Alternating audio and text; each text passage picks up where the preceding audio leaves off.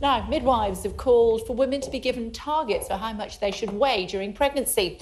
Routine weighing of pregnant women was phased out in the early 1990s, but now there are concerns that there is a link between too much weight gain during pregnancy and overweight children.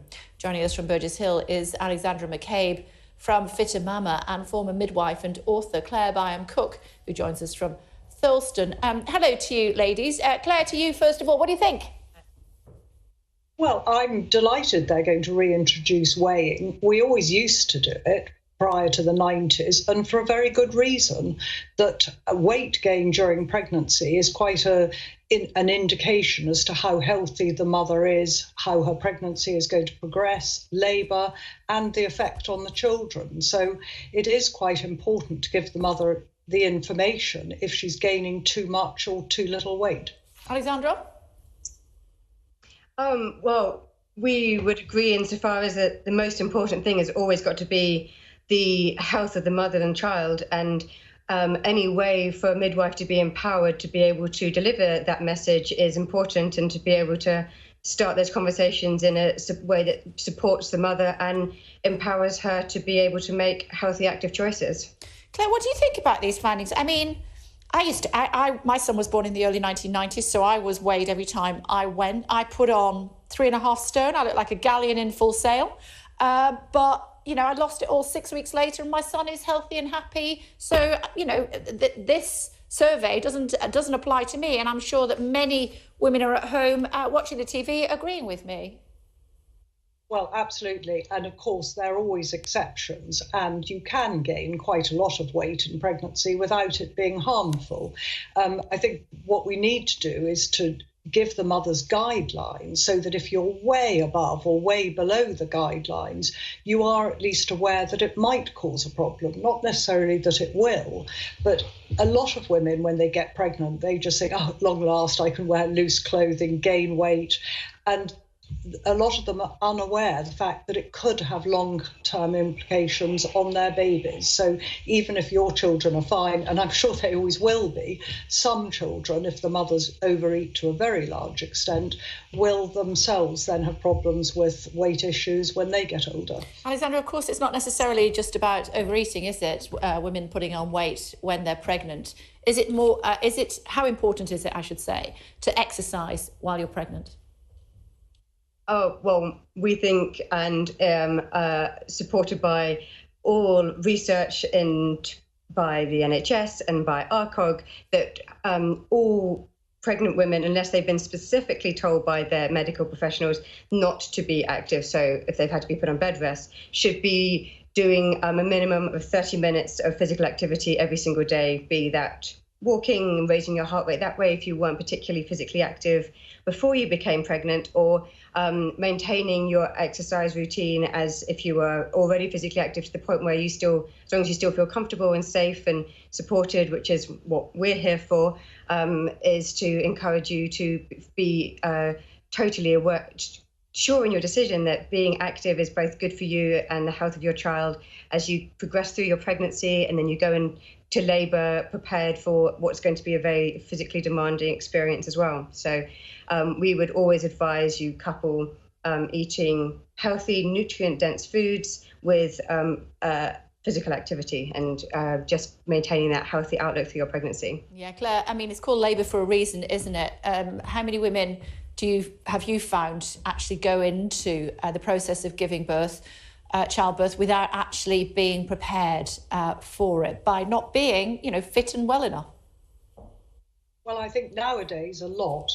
I think generally the health of many women nowadays is less good than it was, because we do have an obesity crisis.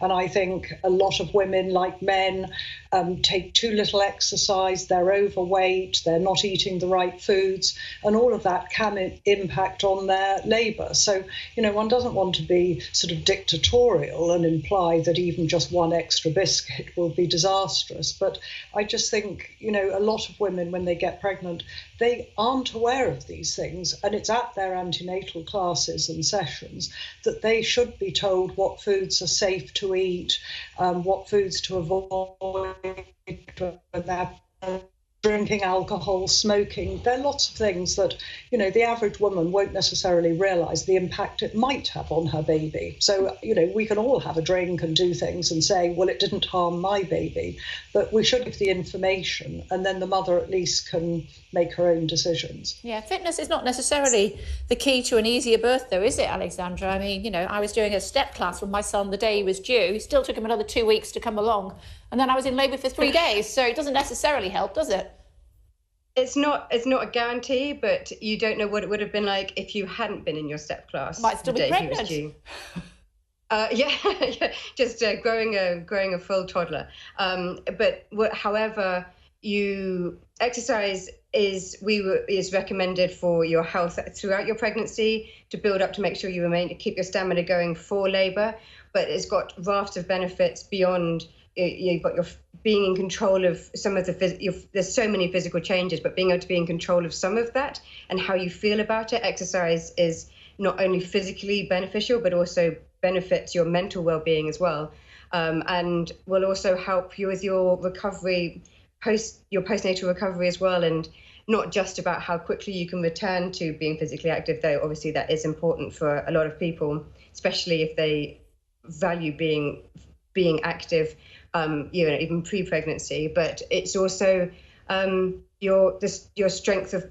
Lots of people don't tell you about the how long it can take your body to come back together after the labour, and your muscles have a memory, and it will support in all of that. So we just try and advise women that to be able to be confident in going forward and enjoying the exercise they're doing, and doing so with confidence. Okay, I was going to ask Claire about that. How quickly, there's always that pressure, isn't there, once you've had your baby, Claire, to get back to your normal, healthy body weight, whatever that might be. And if you don't put too much on beforehand, it's going to be easier.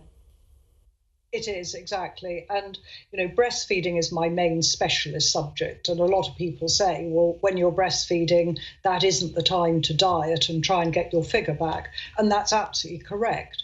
But women who don't put on a lot of weight during their pregnancy, once the baby's out and the placenta and all the stuff that made them gain weight, they are then almost back to their normal figure within weeks of the birth, because they didn't put on weight on their legs. So, and I think a lot of women do have body issues. And if they put a lot of weight on when they're pregnant, and then they have the baby and they're tired and they're trying to sort out feeding, and they feel overweight and unattractive, I think that can trigger off postnatal depression. So it's not just the health of the mother and the health of the baby, it's the overall feeling of well-being for the mother and doing the best for her and her baby. Final thought from you, Alexandra, because we started with Claire. As far as being fit and healthy is concerned, how quickly do you think that new mums can go back into physical activity? Well, it depends on each case, obviously, and how strong you were beforehand. But you should always go make sure you see your doctor and get your 6-week sign-off check to make sure that it will allow you to feel comfortable as to returning to what you were doing before. But you should always build up to it. Remember about ensuring that your pelvic floor and your core muscles have returned to strength before you do anything too strenuous, and you make sure you seek advice from physical well-being specialists if you've got any concerns at all about not recovering, if you're still suffering from things like your abs not coming back together, suffering from dystasis recti, or if you generally feel pain. A lot of women can suffer from a lot of discomfort, which they then feel too embarrassed to go and seek help over, and then can just stay with them indefinitely. So we would say, if you're feeling strong and healthy and you want to get back out, start walking and build back up and do it gradually. But if you are suffering any discomfort at all, then you should absolutely go and seek medical attention. Good to talk to both of you. Thank you very much indeed for your expertise. We appreciate it. Thank you. Thank you.